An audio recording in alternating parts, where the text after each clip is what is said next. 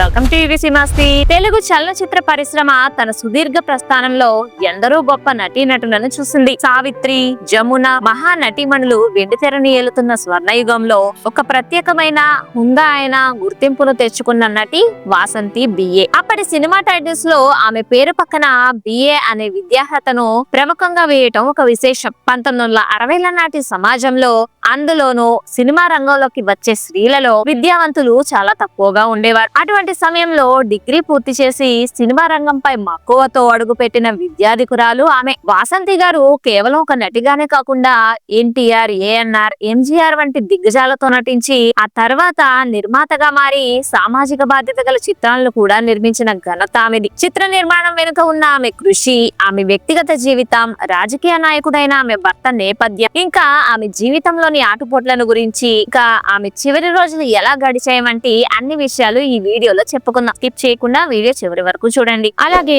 మన ఛానల్లో చాలా మంది సినీ ప్రముఖుల గురించిన వీడియోలు వస్తూనే ఉంటాయి. అవన్నీ మిస్ కాకుండా చూడాలంటే మా ఛానల్ ని సబ్స్క్రైబ్ చేసుకొని పక్కనే ఉన్న బెల్ ఐకాన్ కూడా యాక్టివ్ చేసి పెట్టుకోండి ఫ్రెండ్స్. 1950లు ఇంకా 60ల కాలంలో సినీ పరిశ్రమలోకి వచ్చిన అమ్మాయిలు చాలా వరకు చిన్న వయసులోనే చదువు మధ్యలోనే ఆపేసి వచ్చినవారు. కానీ వాసంతి గారు అలా కాదు. ఆమె కళాశాల విద్యను పూర్తి చేసి బిఏ పట్టాను పొందిన తర్వాతే సినిమాల్లోకి అడుగు పెట్టారు. అప్పట్లో ఒక నటి గ్రాడ్యుయేట్ కావడం అనేది చాలా అరుదైన ఇంకా గౌరవప్రదమైన విషయం. ఈ విద్యార్హతే ఆమెకు పరిశ్రమలో ఒక ప్రత్యేకమైన గౌరవాన్ని తెచ్చిపెట్టింది. అందుకే ఆమెను కేవలం వాసంతి అని కాకుండా వాసంతి బిఏ గారు అని పిలిచేవారు. ఆమె రూపం కూడా ఆనాటి హీరోయిన్లకు భిన్నంగా ఉండేది. విశాలమైన కళ్ళు ఇంకా హోమ్లీ లుక్ ఆమెకు సహజంగానే అబ్బాయి. ఈ లక్షణాలే ఆమెను కుటుంబ కథా చిత్రాలకు, పౌరాణిక పాత్రలకు సరిపోయేలా చేశాయి. వాసంతి గారి సినీ ప్రస్థానం సుమారు 2 దశాబ్దాల పాటు, అంటే 1957 నుంచి 78 వరకు సాగింది. ఆమె తెలుగు, తమిళ, కన్నడ, మలయాళ భాషల్లో అనేక చిత్రాల్లో నటించారు. ఆమె కేవలం గ్లామర్ పాత్రలకే పరిమితం కాకుండా నటనకు ప్రాధాన్యత ఉన్న పాత్రలను ఎంచుకునేవారు.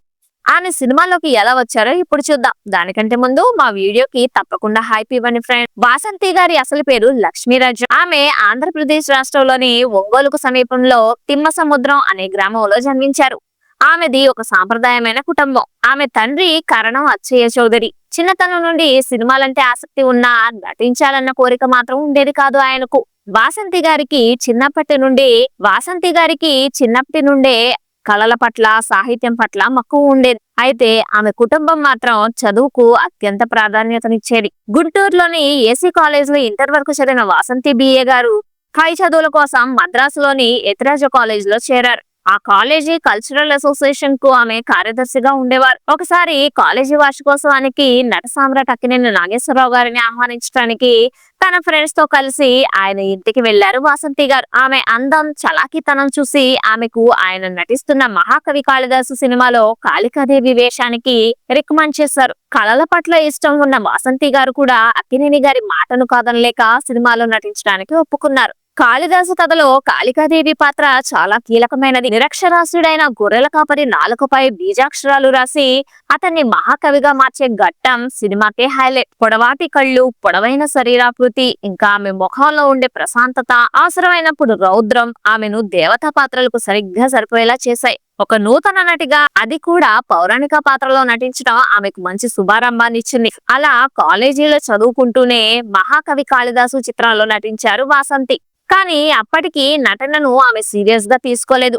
బిఏ కంప్లీట్ చేసి లా చదవాలని కాలేజ్ లో జాయిన్ అయ్యారు. కాళిదాసు సినిమాలో ఆమె నటన, అందం చూసి ముగ్ధుడైన తమిళ దర్శకుడు శ్రీధర్ వాసంతిని చూడగానే ఆమె కొత్త సినిమాలోకి హీరోయిన్ గా బాగుంటుందని భావించి ఆమెను తన సినిమాలో నటించమని అడిగారు. మొదట్లో చదువుకు ఆటంకం కలుగుతుందని ఆమె ఒప్పుకోలేదు. తన తండ్రి నచ్చ చెప్పడంతో చదువుకుంటూనే నటిస్తాను అనే కండిషన్ మీద తేన్ నిలవు అనే తమిళ సినిమాలో నటించడానికి ఒప్పుకున్నారు. జెమినీ గణేశన్, వైజయంతిమాల జంటగా నటించిన ఈ చిత్రంలో వాసంతి కీలక పాత్ర పోషించారు. ఈ సినిమా విరిసిన వెన్నెల పేరుతో తెలుగులోకి డబ్ అయి 1961 డిసెంబర్ 6న విడుదలైంది. తేన్ నిలవు ఆమెకు తమిళనాట మంచి గుర్తింపు తెచ్చింది. ఈ సినిమా విజయం ఆమెను దక్షిణాదిలోని అన్ని భాషల్లో బిజీ ఆర్టిస్ట్ గా మార్చింది. సినిమా షూటింగ్ల కోసం అవుట్డోర్ వెళ్లడం, వరుస అవకాశాల వల్ల చదువు మానేసి నటన మీద దృష్టి పెట్టారు వాసంతి. కాళిదాసు తర్వాత ఆమె అక్కినేని గారి మంచి మనసులు సినిమాలో కూడా నటించారు. ఈ సినిమాలో ఆమె నటించిన మామ మామ అనే పాట చాలా పాపులర్ అయింది. వాసంతి గారికి కూడా మంచి పేరు తెచ్చిపెట్టింది ఈ సినిమా. ఇక అక్కడి నుంచి ఆమెకు అనేక అవకాశాలు వచ్చాయి. వాసంతి గారు తెలుగులో నటించిన చిత్రాలు సంఖ్యలో తక్కువైనా ఆమె పోషించిన పాత్రలు మాత్రం ప్రేక్షకుల మధ్యలో నిలిచిపోయాయి. ఆమె ఎక్కువగా సెకండ్ హీరోయిన్ లేదా కథను మలుపు తిప్పే సహాయక పాత్రల్లో కనిపించేవారు. వాసంతి గారి కెరీర్ లో గుడిగంటలు చిత్రం అత్యంత కీలకమైనది. ఈ చిత్రంలో ఆమె సుభద్ర అనే పాత్రను పోషించారు. ఇది తమిళ చిత్రమైన అలయామణికి రీమేక్. ఇందులో ఎన్టీఆర్, జగ్గయ్య, కృష్ణకుమారి ప్రధాన పాత్రలు పోషించారు. వాసంతి గారు జగ్గయ్య గారి భార్యగా సపోర్టింగ్ రోల్ లో కనిపిస్తారు. క్లైమాక్స్ సన్నివేశాల్లో ఆమె నటన విమర్శకుల ప్రశంసలను పొందింది. కళా తపస్వి కె విశ్వనాథ్ గారు దర్శకుడిగా పరిచయమైన ఆత్మగౌరవం చిత్రంలో కూడా వాసంతి గారు పిచ్చిదాని పాత్రలో అద్భుతంగా నటించి అలరించారు. 1966లో వచ్చిన పల్నాటి యుద్ధం చిత్రంలో ఆమె పేరిణి దేవిగా నటించారు. పల్నాటి చరిత్ర ఆధారంగా తీసిన ఈ భారీ చిత్రంలో ఎన్టీఆర్, భానుమతి వంటి మహారథుల పక్కన నటించడం ఆమెకు దక్కిన అరుదైన గౌరవం. అలాగే 1968లో వీరాంజనేయ చిత్రంలో ఆమె ఊర్మిళ పాత్రలో కనిపించారు. పౌరాణిక పాత్రలకు ఆమె ముఖ కవలికలు, ఆహార్యం చక్కగా సరిపోయాయి. తమిళంలో కూడా ఆమెను మంచి పాత్రలే వరించాయి. 1962లో వచ్చిన మాడపుర అనే సినిమాలో ఆమె ఏకంగా ఎంజీఆర్ గారి సరసన రెండవ హీరోయిన్ గా నటించారు. ఆ రోజుల్లో ఎంజీఆర్ పక్కన నటించడం అంటే ఒక నటికి దొరికే అతి పెద్ద అవకాశం. ఈ చిత్రంలో ఆమె నటన ఆమెకు తమిళనాట మంచి ఫ్యాన్ ఫాలోయింగ్ ను తెచ్చింది. అలాగే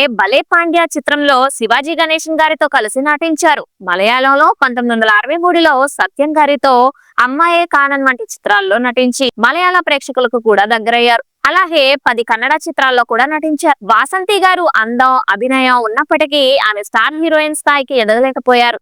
ఆమె కెరీర్ ఆరంభం నుండే సహాయక పాత్రలకు లేదా రెండవ హీరోయిన్ పాత్రలకు పరిమితమయ్యారు. ఇదే ఆమెకు పెద్ద మైనస్ అని చెప్పొచ్చు. ఆమెకున్న సాఫ్ట్ ఇంకా హోమ్లీ ఇమేజ్ వల్ల దర్శకులు ఆమెను గ్లామర్ పాత్రలకు ఎంపిక చేసేవారు కాదు. సావిత్రి, జమున వంటి వారు అగ్రస్థానంలో ఉన్న సమయంలో వారికి పోటీగా నిలబడటం కష్టమైంది. కొత్త హీరోయిన్ల రంగ ప్రవేశం, గ్లామర్ పాత్రల పెరుగుదల ఇవన్నీ వాసంతి గారిని ఇబ్బంది పెట్టాయి. అందుకే ఇంట్లో ఖాళీగా కూర్చోవడం ఇష్టం లేక నిర్మాతగా మారి డబ్బింగ్ చిత్రాల నిర్మాణం ప్రారంభించారు ఆమె. అప్పటికే ఆమెకు పెళ్లయింది. ఆమె పెళ్లి వివరాలు చివర్లో చెప్పుకుందాం. అప్పట్లో ఒక నటి నిర్మాతగా మారడం అంటే సామాన్య విషయం కాదు. సినిమా చరిత్రలో మొదటిసారి నిర్మాతగా మారిన నటి దాసరి కోటిరత్నం గారు. రంగస్థల నటిగా ఎంతో పేరు తెచ్చుకున్న కోటిరత్నం గారు నిర్మాతగా మారి నిర్మించిన చిత్రం సత్యానసూయ. 1935లో రిలీజ్ అయింది ఈ సినిమా. దాసరి కోటిరత్నం గారి గురించిన పూర్తి వీడియో మన ఛానల్లో ఉంది ఫ్రెండ్స్, ఓసారి చూసేయండి. కోటిరత్నం గారి తర్వాత సి కృష్ణవేణి గారు, భానుమతి గారు, అంజలిదేవి, లక్ష్మీరాజ్యం, జి వరలక్ష్మి, కన్నాంబ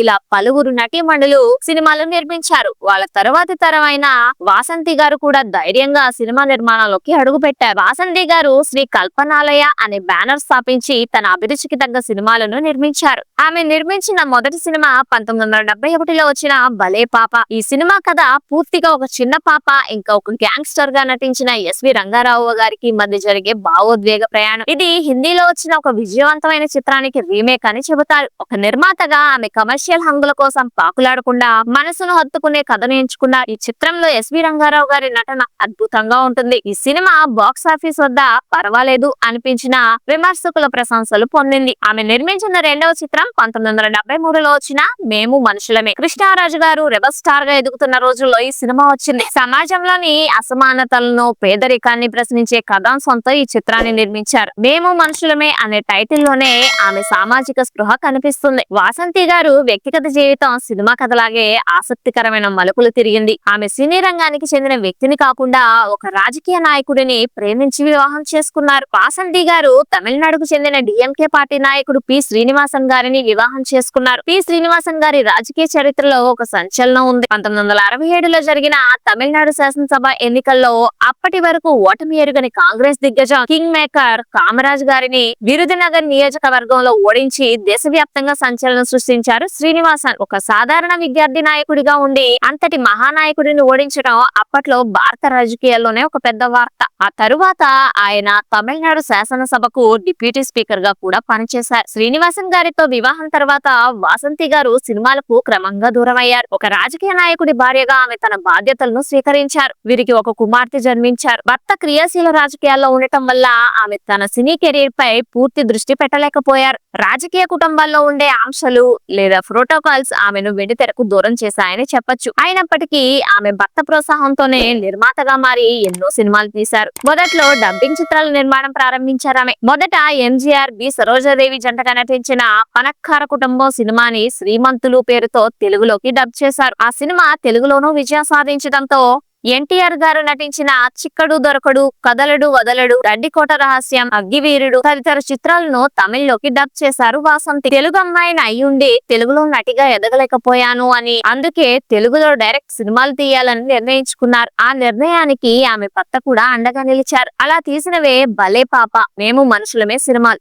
భలే పాప, మేము మనుషులమే వంటి సినిమాలు మంచి పేరు తెచ్చినప్పటికీ అవి కమర్షియల్ గా భారీ లాభాలను తెచ్చిపెట్టలేదు. ఆ కాలంలో మహిళా నిర్మాతలను నిలదొక్కుకోవటం చాలా కష్టంగా ఉండేది. ఆమె తన గురించి తాను గొప్పగా చెప్పుకునే తత్వం కలవారు కాదు. వివాదాలకు దూరంగా ఉండటం వల్ల మీడియాలో ఆమె పేరు పెద్దగా వినిపించేది కాదు. దాదాపు 15 సంవత్సరాల తర్వాత మళ్లీ చిత్ర నిర్మాణం మీదకు మనసు మళ్లటంతో 1986లో భానుచందర్, రజని, భానుప్రియ కాంబినేషన్ లో మంచి మనసులు అనే సినిమాని తీశారు. జాబిల్లి కోసం ఆకాశమల్లే, వేచాను నీరాకకే అనే సూపర్ హిట్ సాంగ్ ఈ సినిమాలోనిదే. కానీ ఈ సినిమా పెద్దగా ఆడలేదు. వాసంతి గారి భర్త పి శ్రీనివాసన్ గారు 2012లో మరణించారు. భర్త మరణం ఆమెను మానసికంగా కృంగదీసింది. భర్త శ్రీనివాసన్ గారి మరణానంతరం వాసంతి గారు చెన్నైలోని అన్నానగర్ లో తన కుమార్తె వద్దే ఉండేవారు. వయసు రీత్యా వచ్చిన అనారోగ్య సమస్యలతో ఆమె బాధపడ్డారు. ఆమెను సినీ పరిశ్రమ పెద్దగా పట్టించుకోలేదనే విమర్శ కూడా ఉంది. చివరి రోజుల్లో ఆమెను ఆమె కుమార్తె ఇంకా సోదరి కుమారుడు చాలా ఆప్యాయంగా చూసుకున్నారు. మే 29, 2019 సంవత్సరంలో చెన్నైలోని తన నివాసంలోని